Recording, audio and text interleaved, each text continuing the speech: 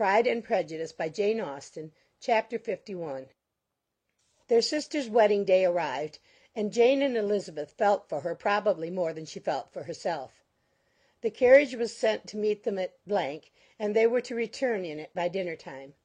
Their arrival was dreaded by the elder Miss Bennets, and Jane more especially, who gave Lydia the feelings which would have attended herself had she been the culprit, and was wretched in the thought of what her sister must endure. They came. The family were assembled in the breakfast room to receive them. Smiles decked the face of Mrs. Bennet as the carriage drove up to the door. Her husband looked impenetrably grave; her daughters alarmed, anxious, uneasy. Lydia's voice was heard in the vestibule. The door was thrown open, and she ran into the room.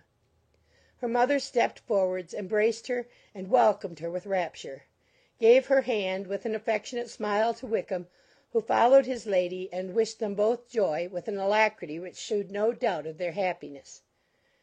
Their reception from Mr. Bennet, to whom they then turned, was not quite so cordial. His countenance rather gained in austerity, and he scarcely opened his lips. The easy assurance of the young couple, indeed, was enough to provoke him. Elizabeth was disgusted, and even Miss Bennet was shocked. Lydia was Lydia still, untamed, unabashed, wild, noisy, and fearless. She turned from sister to sister, demanding their congratulations, and when at length they all sat down, looked eagerly round the room, took notice of some little alteration in it, and observed, with a laugh, that it was a great while since she had been there. Wickham was not at all more distressed than herself, but his manners were always so pleasing, that had his character and his marriage been exactly what they ought, his smiles and his easy address, while he claimed their relationship, would have delighted them all. Elizabeth had not before believed him quite equal to such assurance; but she sat down, resolving within herself to draw no limits in future to the impudence of an impudent man. She blushed, and Jane blushed, but the cheeks of the two who caused their confusion suffered no variation of colour. There was no want of discourse. The bride and her mother could neither of them talk fast enough, and Wickham, who happened to sit near Elizabeth, began inquiring after his acquaintance in that neighbourhood with a good-humoured ease which she felt very unable to equal in her replies. They seemed each of them to have the happiest memories in the world; nothing of the past was recollected with pain, and Lydia led voluntarily to subjects which her sister would not have alluded to for the world. "Only think of it being 3 months," she cried, "since I went away! It seems but a fortnight, I declare, and yet there have been things enough happened in the time. Good gracious! When I went away, I am sure I had no more idea of being married till I came back again, though I thought it would be very good fun if I was." Her father lifted up his eyes. Jane was distressed. Elizabeth looked expressively at Lydia, but she, who never heard nor saw anything of which she chose to be insensible, gaily continued: "Oh, mamma, do the people hereabouts know I am married to-day?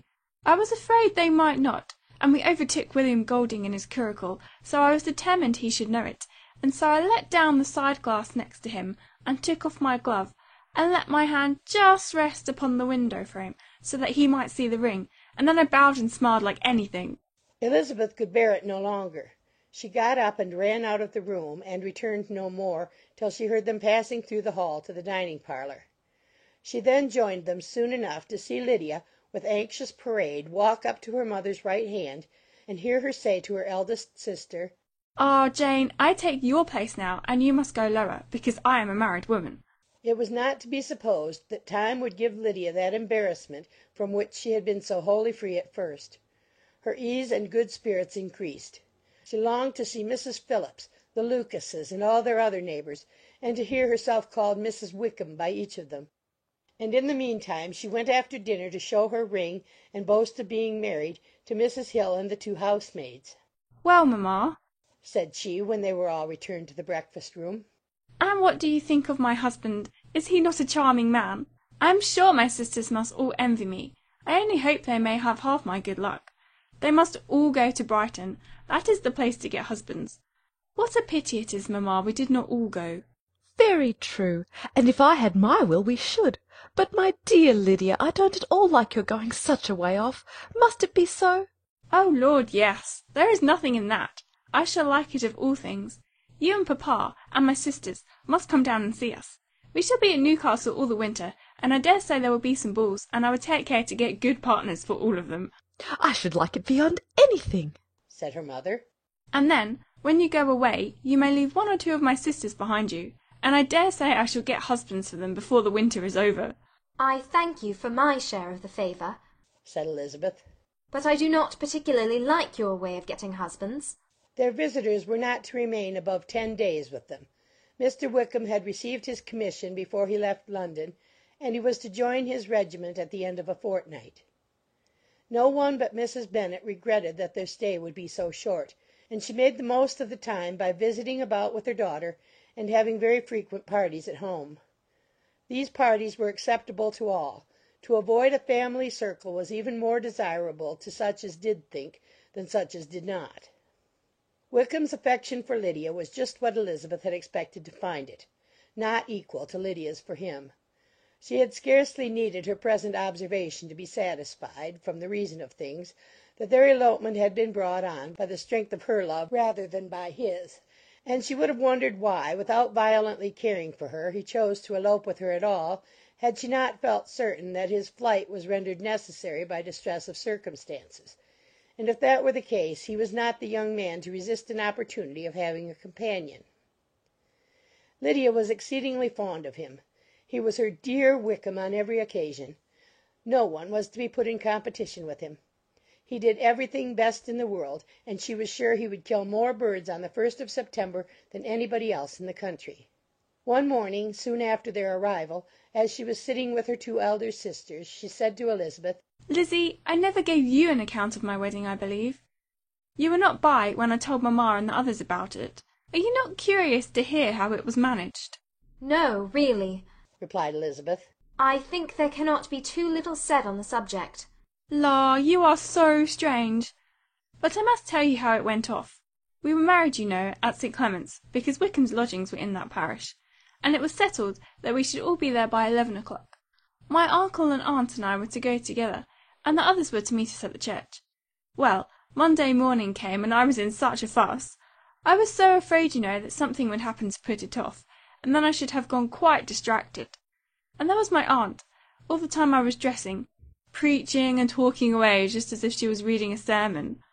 However, I did not hear above 1 word in 10, for I was thinking, you may suppose, of my dear Wickham.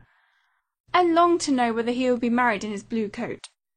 Well, and so we breakfasted at 10 as usual.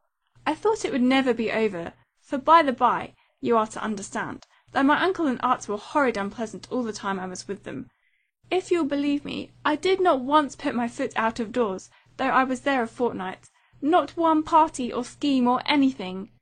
To be sure, London was rather thin, but, however, the little theatre was open. Well, and so, just as the carriage came to the door, my uncle was called away upon business to that horrid man, Mr. Stone.